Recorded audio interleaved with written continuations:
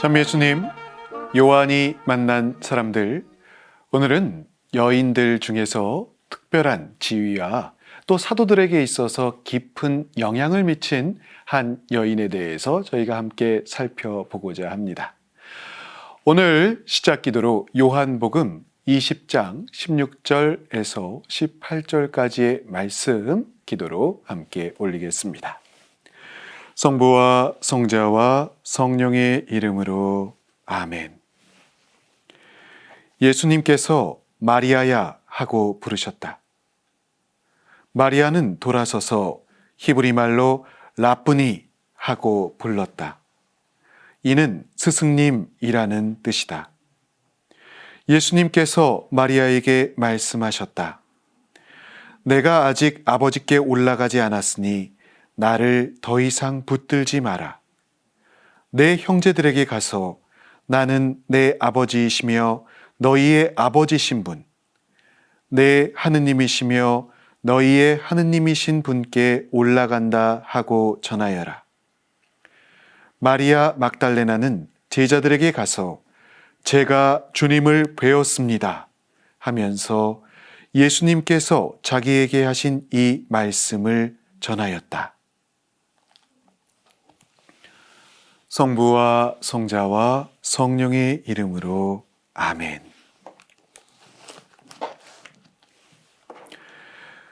네, 오늘 저희가 함께 살펴볼 인물, 만나볼 인물은 마리아 막달레나입니다. 우리는 마리아 막달레나에 대해서 깊은 주의나 관심을 다른 제자들보다 보통 많이 보이지는 않지요. 그러나 성경에서 마리아 막달레나에 대해서 특별히 요한은 다른 누구보다도 특별한 관심을 보이고 우리에게 설명을 해 줍니다. 주간 첫날 이른 아침, 아직도 어두울 때 마리아 막달레나가 무덤에 가서 보니 무덤을 막았던 돌이 치워져 있었다.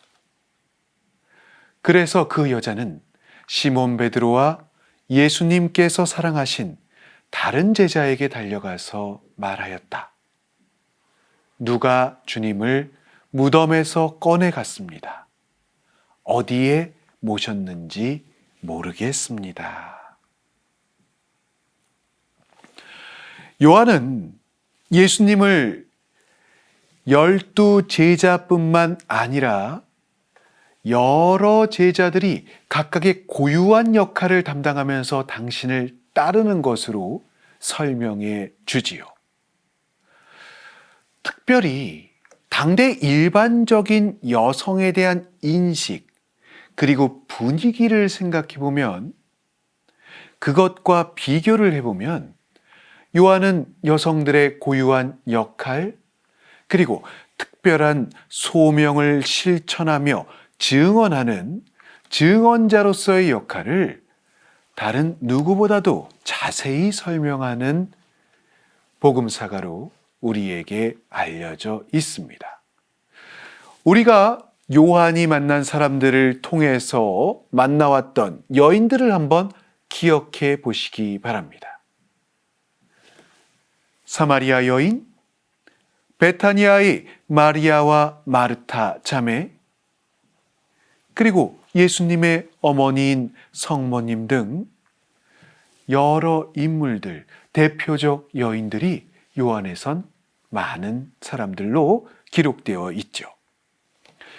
여러 여인들 중에서 특별히 오늘의 중심인물인 마리아 막달레나는 여러 여인들 중에서도 첫 설명과 같이 특별하고도 중요한 역할을 그리고 그러한 지위를 부여받고 있습니다. 그 특별한 지위와 역할만큼 사실 마리아 막달레나에 관해서는 여러 가지 논란과 논쟁들이 끊이지 않고 많은 이야기들이 전해지고 있는 인물이기도 합니다. 그녀를 매우 신비로운 인물로 표현하는 데에는 바로 이러한 여러 역사적인 논란과 논쟁들이 그 배경으로 자리 잡고 있는 것이기도 하겠지요. 마리아 막달레나가 부활의 장면에서, 즉 예수님께서 부활하신 그 순간에 목격 증인으로서 차지하고 있는 엄청난 비중과 또 중심적인 역할의 묘사에 비해서 예수님의 부활 이전의 공생활 기간 동안 그녀에 대한 언급이나 정보가 사실은 너무나도 부족하기 때문에 그녀에 대해서는 여러 가지 상상들, 또 혹은 여러 가지 논란들, 논쟁들, 많은 혼란들이 있었던 것이겠구나라는 것을 우리가 생각해 볼 수 있을 것 같습니다. 역사적으로는 이 마리아 막달레나에 대해서 어떠한 이야기들, 어떠한 설명들이 있었을까요? 특별히 3세기, 4세기의 교부들의 설명을 찾아보면 마리아 막달레나와 예수님의 발에 향유를 부은 여인, 이 두 사람을 동일 인물로 설명하는 부분들을 자주 찾아볼 수 있습니다. 요 두 가지뿐만이 아니라, 단순히 이 두 인물뿐만이 아니라 그녀가 죄인 혹은 간음한 여인이라는 이미지 역시, 그래서 이 모든 사람들이 한 사람을 설명하는 것이다 라는 이러한 영향 역시도 굉장히 강하게 결합되어 있는 모습들을 찾아볼 수가 있지요. 루카복음에서는 예수님의 발에 향유를 붓는 여인을 죄 많은 여인이라고 분명하게 언급합니다. 이 장면이 요한에서 마르타와 마리아, 그 두 자매의 마리아가 어떤 일을 했었죠? 네, 순나르드 향유를 예수님의 발에 붓고 머리카락으로 닦아주었었죠. 그래서 이 루카복음과 요한의 이 장면이 서로 결합되면서 이 여인이 둘 혹은 셋의 다른 여인이 아니라 동일 인물, 한 여인이다, 이렇게 바라보는 경향성들을 띠게 됩니다.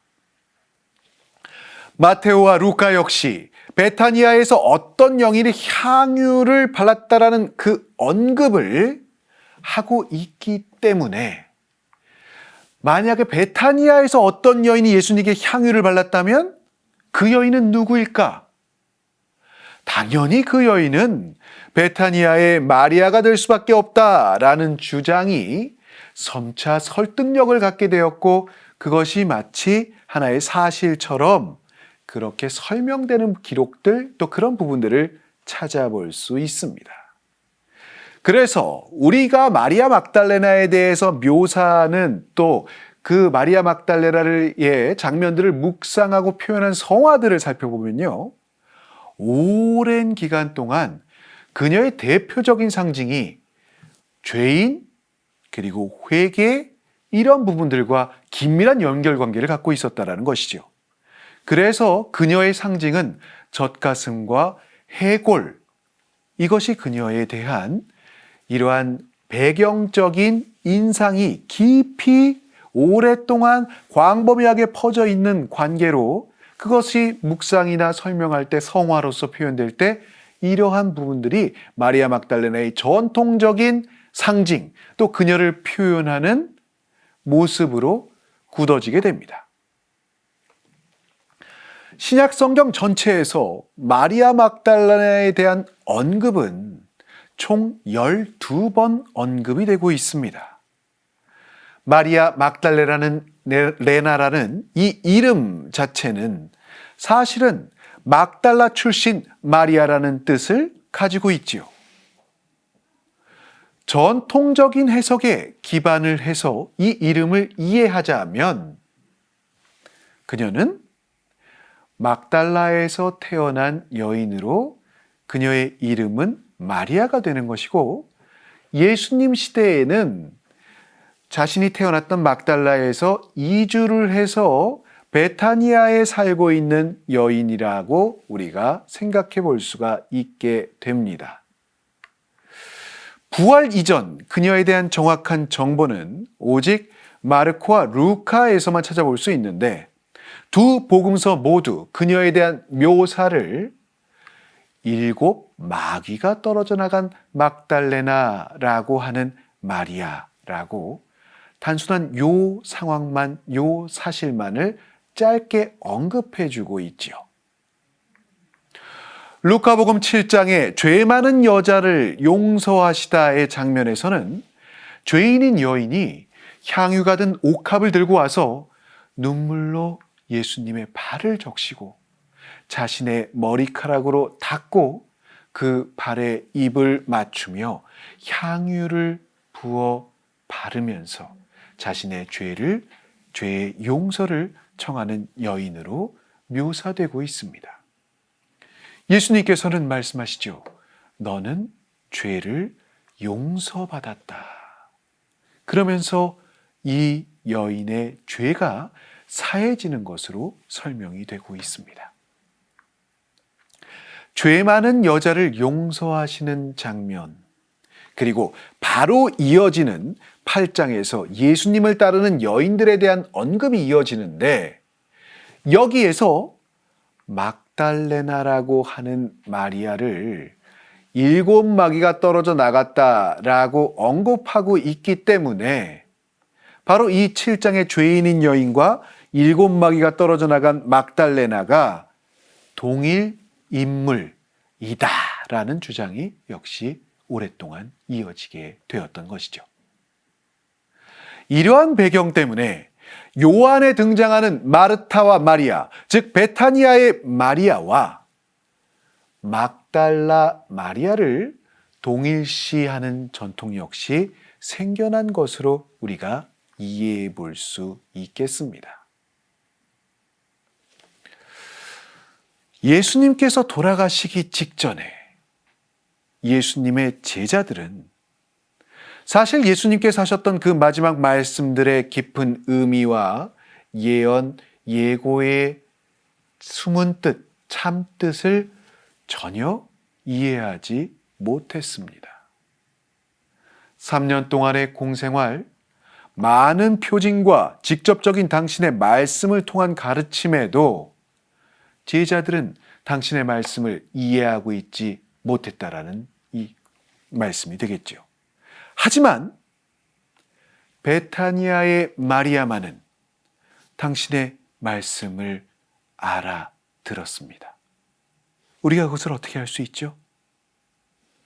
그녀는 비싼 순 나르드 향유 1리트라를 가져와서 예수님의 발에 붓지요. 그리고 자신의 머리카락으로 그 발을 닦아드렸습니다. 오직 그녀만이 예수님의 때와 세상을 떠나심에 대한, 즉 당신께서 돌아가실 것에 대한 부분을 이해하고 있었기 때문에 그녀는 당신을 위한 장례를 준비하는 그 과정으로 비싼 향유를 준비했던 것이고 그것을 예수님께 부었던 것이었지요. 따라서 공관복음과의 연관성 속에서 죄인인 여인과 베타니아의 마리아가 동일 인물이고 그녀가 부활의 첫 증인이다 라는 시각은 굉장히 교회 안에서 오랫동안 이어지게 됩니다. 특별히 591년에 교황 그레고리오 1세는 이러한 전통적인 설명을 이어받아서 베타니아의 마리아와 마리아 막달레나는 동일 인물이다. 그리고 그녀는 죄인이었던 여인이다. 라고 설명을 하심으로 인해서 이러한 부분들은 거의 확정적으로 선포가 되는 것처럼 사람들은 받아들이게 되었던 것이죠. 특별히 7 마귀가 들렸다는 것 자체가 7죄종을 의미한다고도 설명을 하셨었습니다. 이러한 시각들은 부활의 주요한 목격 증인인 그녀가 예수님의 공생활 기간 동안에 그 정도의 첫 번째 목격증이 이런 중요한 사람이 공생활 기간 동안에 중요한 역할을 담당하지 않을 수가 없다. 그녀는 예수님과의 긴밀한 관계, 긴밀한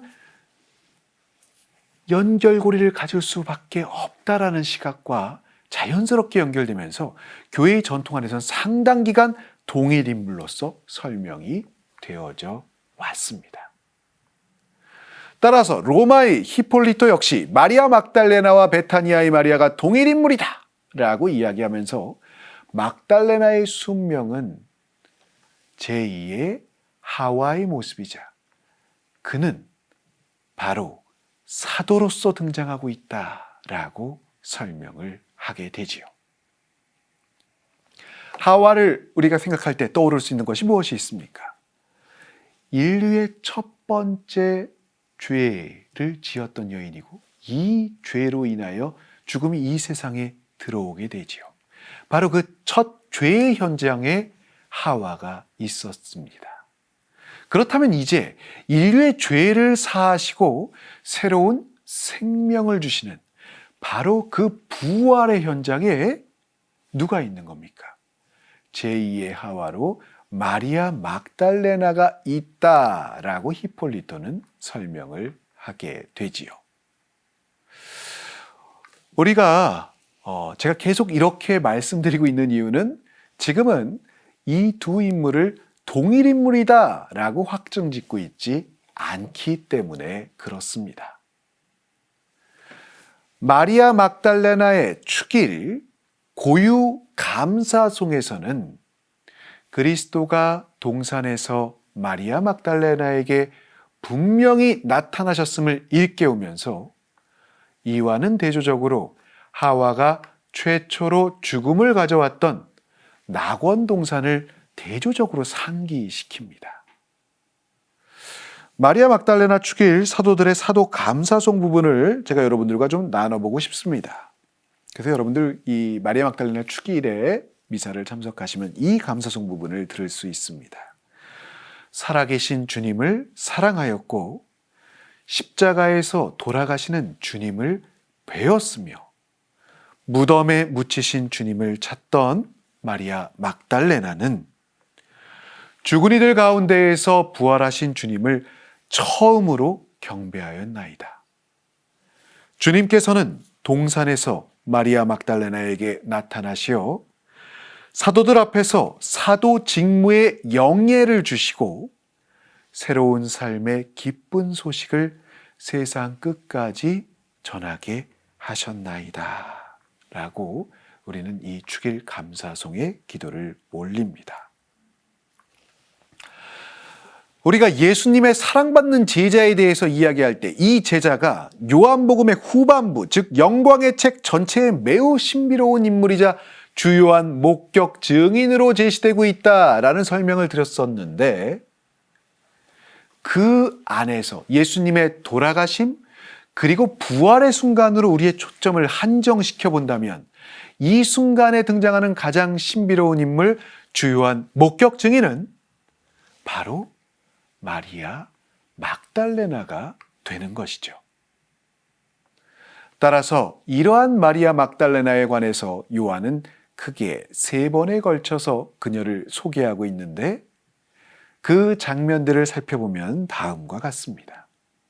바로 예수님의 십자가 아래, 그리고 빈 무덤, 그리고 부활하신 예수님과 직접적으로 만나게 되는 그 만남의 장면이 그것이라 할 수 있겠지요. 십자가 아래에서 사랑받는 제자가 다른 제자들과는 달리 특별한 지위를 차지하고 있는 것처럼 다른 한쪽에서는 마리아 막달레나가 십자가 아래에서 다른 여성들과는 구별되는 특별한 지위를 갖고 있게 됩니다. 주간 첫날, 즉 파스카 축제의 주일 이른 새벽, 아직 어둠이 가득한 시간에 그녀는 홀로 무덤을 찾아가지요. 또 빈 무덤을 목격하자마자 걱정에 사로잡혔던 그녀는 당장 베드로와 사랑받는 제자에게 달려가서 이 소식을 알리는, 그래서 유일한 여인의 모습으로 묘사가 됩니다. 즉 그녀는 이 특별한 순간들에 예수님에 관하여 알려주는 목격 증인이자 다른 여인들과는 구별되는 특별한 지위를 지니고 있는 것이죠. 무엇보다도 마리아 막달레나가 갖고 있는 특별함은, 또 가장 중요한 요소는 부활하신 예수님을 최초로 만난 인물이 됩니다. 예수님의 12제자 중에서 혹은 예수님의 사랑받는 제자가 예수님을 처음으로 만난 것이 아니라 그 첫 번째 영에 최초의 인류의 부활하신 예수님을 목격하신 이 목격 증인은 바로 마리아 막달레나가 되는 것이죠.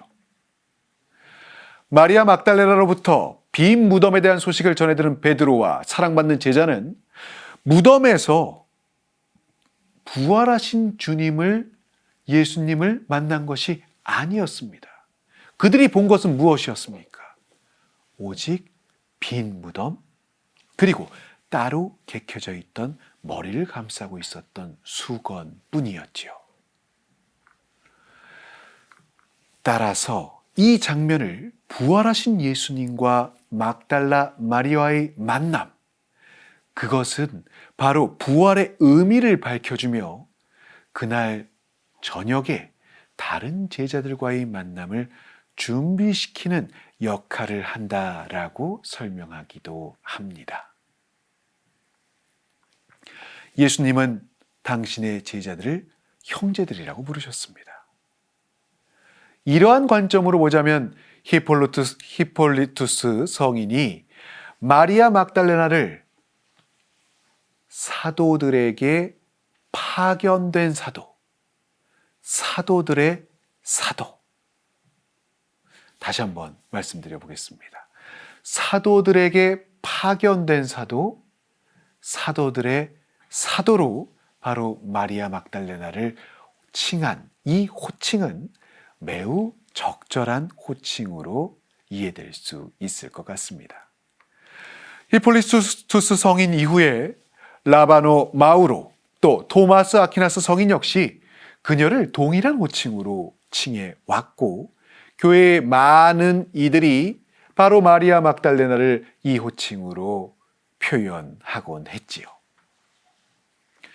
사도들이 장차 온 세상에 선포할 내용, 즉 부활의 기쁨의 소식을 막달레나가 가장 먼저 사도들에게 선포했음을, 바로 그 장면을 강조하고 있는 것이죠. 그래서 교황 대그레고리우스는 마리아 막달레나가 예수님 제자 무리에 속하였고 십자가 아래에서는 예수님과 함께 하였으며 무덤 밖 동산에서 예수님을 만난 하느님의 첫 증인이다 라고 설명한 부분을 역시 생각해 볼 수 있겠습니다. 예수님의 십자가 곁에 있었다.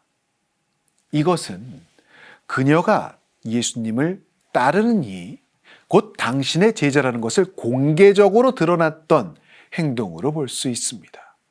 즉 그녀 역시 예수님을 따르는 무리로 취급이 되고 그렇게 보여졌던 것이고, 그렇다라고 한다면 그 순간 당대의 십자가형에 대한 전통을 생각해 보면 그녀의 목숨 역시도 위험해질 수 있었던 상황이다라는 이야기가 되겠습니다.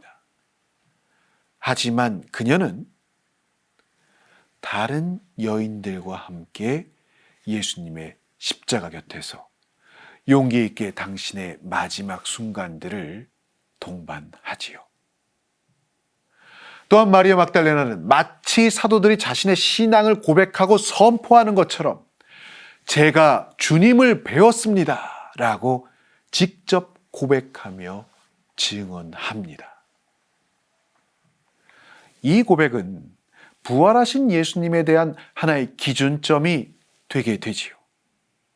이후에 베드로나 12사도 또 바오로 사도에게까지도 다시금 언급되는 고백의 형식으로 자리 잡게 됩니다. 당대의 일반적 기준으로는 단독 홀로의 증언은 증언으로서의 그 가치를 인정받지 못했습니다. 또한 여성의 증언 역시도 법적으로는 아무런 효력을 가지고 있지 못하였었지요. 그럼에도 불구하고 예수님께서는 당신의 부활의 첫 만남, 첫 증인의 증언의 사명을 그녀에게 주십니다. 요한은 그녀의 증언을 제자들에게 부활의 소식을 전하는 이로써 등장시키면서 이 증언의 내용을 전해주고 있지요. 자, 이제 마리아 막달레나가 어떻게 예수님과 동반하는지 본문 내용을 중심으로 함께 살펴보면 좋겠습니다. 자, 예수님의 십자가 아래로 한번 함께 다가가 봅시다. 예수님의 십자가 곁에는 그분의 어머니와 이모, 클로파스의 아내 마리아와 마리아 막달레나가 서 있었습니다. 예수님께서는 당신의 어머니와 그 곁에 선 사랑하시는 제자를 보시고 어머니에게 말씀하시지요. 여인이시여, 이 사람이 어머니의 아들입니다. 이어서 그 제자에게 이분이 내 어머니시다 하고 말씀하십니다. 그리고 그때부터 그 제자가 그분을 자기 집에 모셨다라고 본문 성경 말씀은 우리에게 당시의 상황을 전해주고 있습니다. 자, 이 말씀 안에서 우리가 알 수 있는 사실, 예수님의 십자가 곁에, 정확히는 십자가 아래에 여러 여인들이 둘러서 있구나라는 것을 우리가 생각해 볼 수 있습니다. 사실 원문에는 십자가 곁이라고 쓰여져 있는데 그것을 전치사를 통해서 사용하고 있는데요. 원래 이 전치사는 본래 한 사람에게만 사용되는 전치사입니다. 이렇게 여인들이 몰려있을, 즉 복수형의 상황에서는 사용되지 않는 전치사라는 것이죠. 그렇지만 요한은 이 전치사를 사용해서 여인들 전체가 하나의 단수로, 하나의 무리로, 목격 증인들로 의인화하려고 하고 있음을 우리가 볼 수 있습니다. 십자가 아래에 여인들 한 사람 한 사람 한 사람, 그들 모두가 이 사랑받는 제자와 영적으로 일치하고 있다는 것을 표현하는 것으로 우리가 이해해 볼 수 있겠지요. 공간복음서의 이 장면과 요한의 장면을 비교해 보면요, 공간복음에서는 마리아 막달레나를 포함하여 여인들이 십자가에서 멀리서 지켜보고 있다라고 언급을 합니다. 여자들은 또 멀리서 지켜보고 있었다. 많은 여자들이 멀리서 지켜보고 있었는데 이런 식의 표현을 한다는 것이죠. 멀찍이 서 있었다. 반면에 요한은요, 예수님께서 세상을 떠나시기 직전 그분의 어머니와 이모, 클로파스의 아내 마리아와 마리아 막달레나가 예수님 가까이, 예수님 곁에 있음을 강조하고 있습니다. 사실 요한은 이 목격 증인이었잖아요. 본인이 그 생생함을 체험하고 알고 있었기 때문에 이렇게 표현할 수가 있겠지요. 예수님의 사랑받는 제자를 제외하면 이 여인들은 당신의 제자들이 부재인 상황에서 진정한 용기를 가진 여인들로, 예수님 곁을 지킨 여인들로 언급되고 있는 것이죠. 사실 그래서 예수님 3년 동안 가르쳤던 제자들 다 도망가고 없습니다. 요한 빼고는요. 그래서 실패한 그런 장면이 되는데 오히려 여인들은 목숨의 위협에도 불구하고 그 자리를 지키며 예수님의 임종을 지키고 있는 것이죠.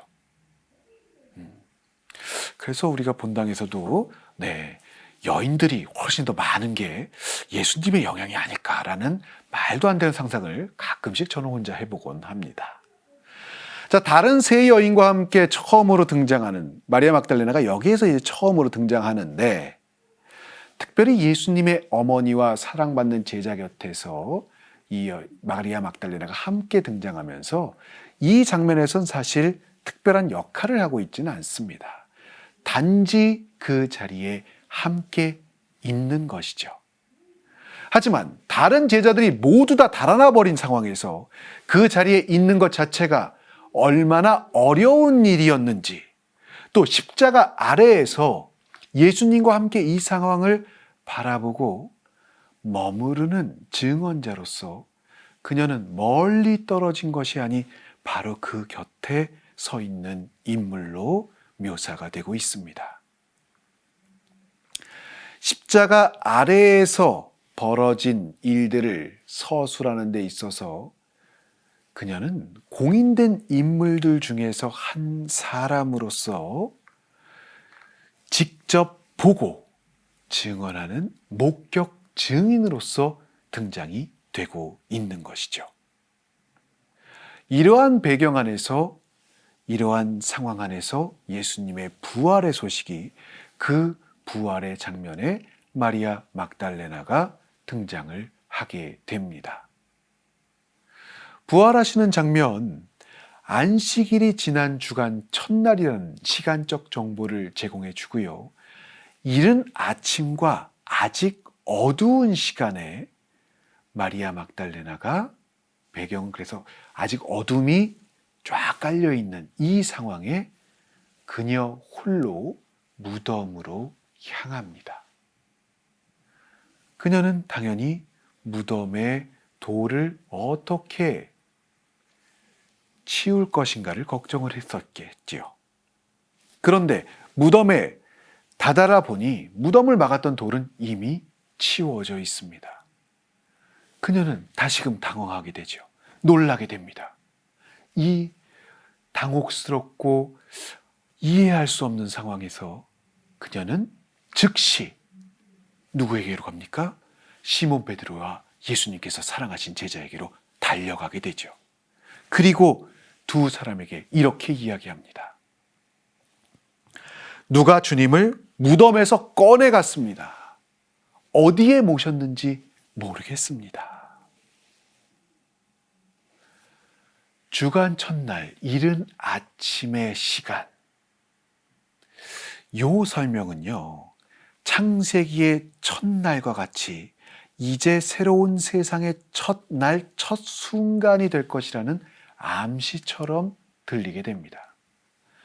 첫째 날이라고 하는 한 주의 시작의 날은 보통 성경 안에서는 주님의 날로 불리웠지요. 그래서 구약의 예언자들은 종말론적인 시각으로 메시아에 대한 예언을 언급할 때 역시 이러한 표현을 사용했습니다. 그날이라든지 새날이라든지 새 시작의 다른 표현으로 말입니다. 시간에 대한 언급 역시 우리가 주목해 볼 필요가 있는데요. 베타니아에서의 마리아의 향유의 도유의 장면, 그것과 이 장면이 하나로 연결이 되면서 12장에서부터, 향유의 도유 장면이 12장이에요. 거기에서부터 20장까지, 즉 예수님의 순환과 부활이라는, 즉 이 내용을 요한은 순환의 강조보다는 부활에 더 강조를 줘서 예수님의 영광에 대한 내용이라고 이렇게 표현을 하는데, 이 두 장면이 시간상으로는 바로 여기까지를 통해서 딱 일주일간, 즉 한 주간의 시간이 흘렀음을 알려주고 있습니다. 사실 내용상으로 보면 12장부터 20장까지는 복음서의 거의 반에 가까운 내용이죠. 그러나 시간상으로는 딱 7일, 일주일간의 소식, 그리고 그 일주일간 예수님의 순환과 돌아가심, 부활의 핵심을 요한은 자신의 중점들을 이 분량들 안에 담아서 표현해주고 있는 것이죠. 예수님께서는 파스카 축제 엿새절에 베타니아로 가셨었고요. 이때 마리아가 비싼 순 나르드 향유 한 리트라를 갖고 와서 예수님의 발에 붓고 자기 머리카락으로 그 발을 닦아드렸었지요. 그리고 바로 지금 이 순간이 파스카 주간의 첫날이 되는 겁니다. 그래서 정확히 일주일의 시간이 형성되게 되는 것이죠. 이제부터는 시간의 흐름이 매우 빨라지기 시작합니다. 곧이어 또 다른 한 주간이 이어지게 되고요. 곧 다음 주간 첫날 저녁에 제자들은 유다인들이 두려워서 문을 모두 잠가놓고 있었지만 부활하신 예수님께서 평화가 너희와 함께라고 이들에게 성령의 숨을 불어넣으시는 장면이 바로 이어지게 되고, 또 곧 이어서는 여들의 뒤에, 즉 또 한 주간이 흘러서 부활하신 예수님께서 이제 토마스 사도에게 나타나시면서, 그래서 총 3주간의 시간이 제시되고 있음을 한번 또 우리 생각해 볼 수 있겠습니다. 자, 시간에 대한 설명은 이 정도로 하고요. 다시금 주간 첫날로 돌아와 봅니다. 이 첫 주일, 이른 새벽의 시간이지요. 이른 새벽은 보통 우리가 어떤 것을 떠올리게 됩니까? 아직 해가 뜨기 전의 시간이죠. 이 시간은 요한에서 사실 중요한 의미를 지니게 됩니다. 왜냐하면 마리아 막달레나는 아직 어두울 때의 무덤으로 간다는 이야기거든요. 이미 여러 번 제가 설명드렸던 적이 있었지만 요한에서 어둠은 빛과 대비되는 굉장히 중요한 개념입니다.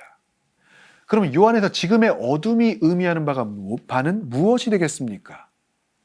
어둠은 당신이 계시지 않는 시간, 빛을 볼 수 없는 시간, 죽음의 시간입니다.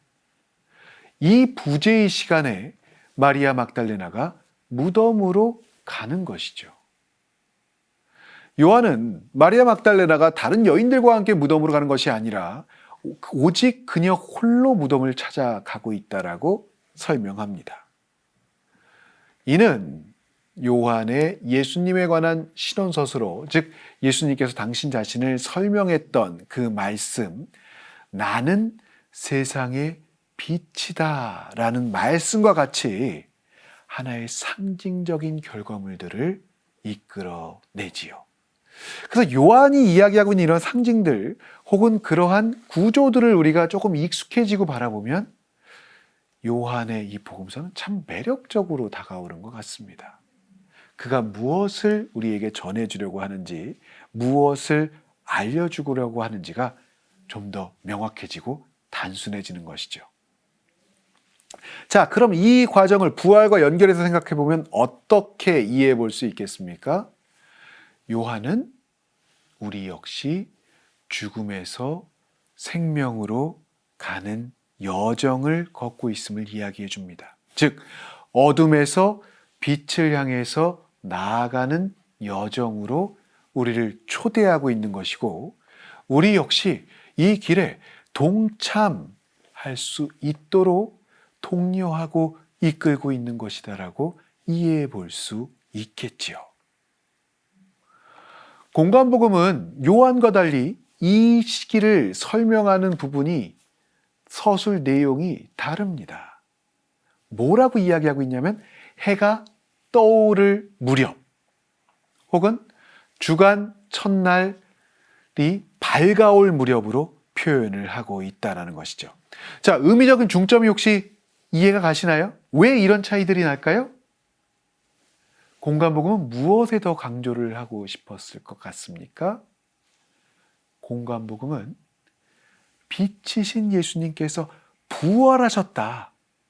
이 부활에 더 강조점을, 중점을 두고 있는 것이고, 요한은 아직 부활하신 예수님을 만나지 못하고 있는, 또 깨닫지 못하고 있는 이들의 무엇의 상태, 어둠의 상태를 더 강조하고 있는 것이죠. 그래서 공관복음들은 무덤에 가는 인물들로 다른 마리아와 그 여자들이 함께 갔다라고 전하고 있으나, 그럼에도 불구하고 모든 복음서에서 공통적으로 이야기하고 있는 사실은 마리아 막달레나가 이 순간에 동행하고 있었고 이 순간에 목격 증인임을 빈 무덤을 확인하고 목격한 목격 증인으로서의 위치를 모두가 함께 확인해주고 있다라는 것입니다. 따라서 요한이 의도하고 있는 어둠이라고 하는 것은 아무도, 제자들을 어느 누구도 예수님을 찾고 있지 않는 부재의 상태를 상징적으로 이야기해주고 무덤 근처에서 일어나게 될 첫 번째 체험으로서 관통될 어둠의 영적 상태를 이 배경으로 제시하고 있습니다.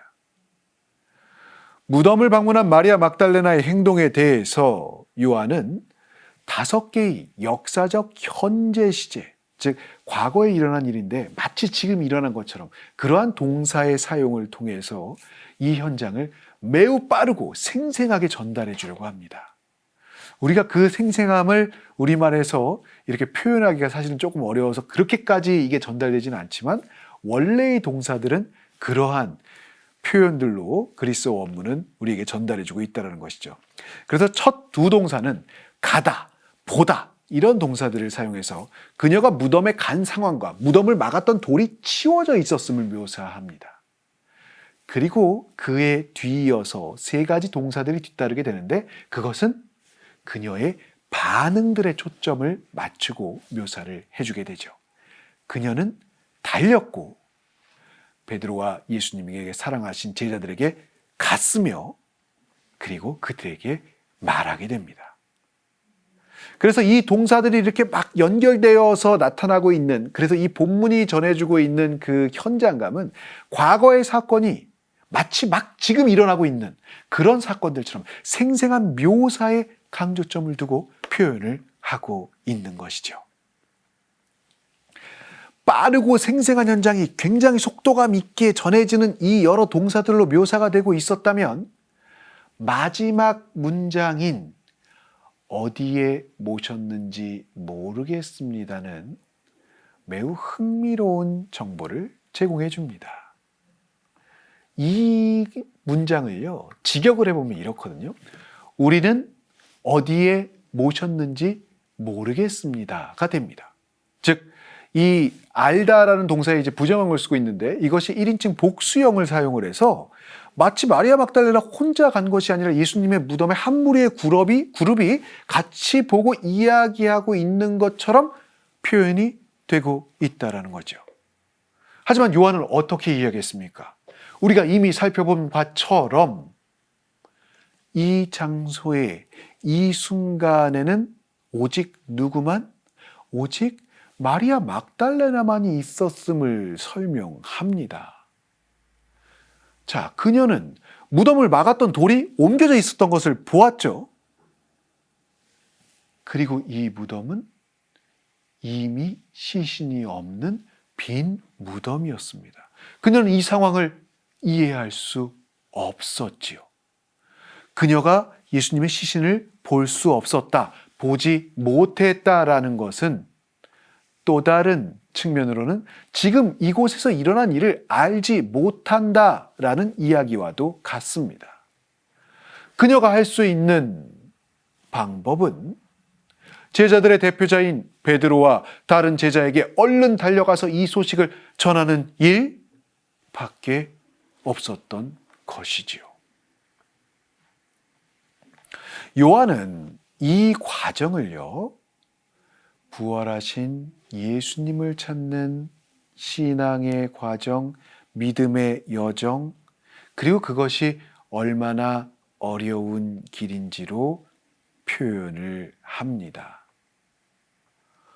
어둠 속에서 예수님에 대해서 알 수 없고 볼 수도 없는, 즉 요한에서 그토록 반복하고 강조했던 표징 자체를 볼 수 없고 알아볼 수 없는 상태. 마리아 막달레나는 이 상황에 가만히 있지 않습니다. 그녀는 행동하는 여인의 모습으로 등장을 하지요. 어찌 보면 충격적인 혼돈의 상태 속에서 그녀는 움직이고 달리고 찾고 있습니다. 마리아 막달레나는 빈 무덤에서 무덤에 돌이 치워져 있다는 것뿐만 아니라 그분의 시신도 존재하지 않는다라는 충격적 사실을 확인합니다.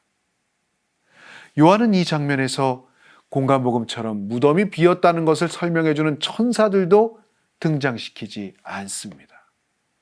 천사들은 뒤에 예수님을 만나기 직전에서나 등장할 것이지요.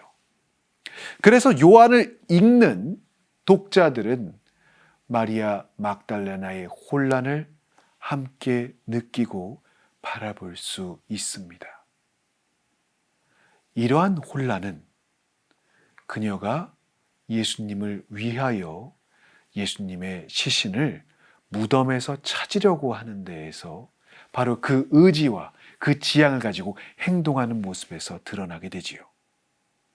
그녀에게 지금의 이 상황은 예수님의 시신을 누군가가 다른 곳으로 옮겨간, 그래서 어서 빨리 그 시신을 찾아야 하는 상황이 되는 것입니다. 요한은 그녀가 이 부활의 신앙의 여정을 시작하고 찾아가는 데 있어서 고뇌의 여정, 또 자신이 그것을 깨닫는 시간을 거쳐가야 함을 이 장면에서 설명합니다. 그리고 이 요한을 읽게 되는 우리 독자들은 마리아 막달레나와 함께 예수님을 찾는 이 여정에 동참할 수 있게 되는 것이죠. 그녀는 단순히 찾는 것만이 아니라 달려가고 자신이 체험하게 된 이 부자의 상황에 대해서 대화를 나누며 예수님을 찾고 있습니다. 요한은 이 상황에 대한 무지와 부족한 준비를 잘 설명해 주지요. 사실 그녀의 첫 번째 증언 자체가 놀라운 무지로 나중에는 깨닫게 될 것입니다. 그녀가 예수님에 대한 충실한 믿음과 신앙을 고백한다고 해도 예수님께서 말씀하셨던 부활에 대해서 그녀는 전혀 이해할 수 없었음을, 그래서 그녀의 증언은 마치 새로운 지각, 새로운 깨달음, 새로운 시작처럼 언급되고 있습니다. 완전한 어둠의 체험에서부터 예수님께서는 이미 말씀하셨던 그 부활에 관한 말씀들을 깨닫고 체험할 수 있도록, 그래서 당신을 만날 수 있도록 이끄시는 것이 되겠죠. 마치 예수님의 제자들이 부활하신 이후에야 예수님께서 하셨던 말씀을 기억하고 그분께서 성경에서 그분에 대해서 기록되어 있던 부분, 또 당신의 말씀들을 다시금 기억하고 믿게 되었던 것처럼 말입니다. 깨닫지 못하고 있었던 사람들에게 예수님의 부활의 소식은, 그리고 부활의 첫 날에 당신의 빈 무덤은 그렇게 전해집니다. 그리고 마리아 막달레나는 이 순간을 처음으로 바라보고 체험하고 또 우리와 같은 방황 속에서 예수님을 찾아가는 여인으로 묘사되고 있지요. 나의 예수님이 어디에 계신지를 찾아가는 길, 나의 어둠 속에서 빛을 향해서 나아가는 길, 그 길에 그 인도자의 한 예형으로, 한 모범으로 마리아 막달레나는 우리에게 다가오고 있는 것 같습니다. 오늘도 마리아 막달레나에 관한 첫 여정 함께해 주심에 감사드립니다. 그녀가 찾았던 예수님처럼 우리도 일상에 비치신 예수님을 찾아갈 수 있는 한 주간의 시간이 되기를 저도 함께 청해 봅니다. 오늘도 긴 시간 함께해 주심에 감사드립니다.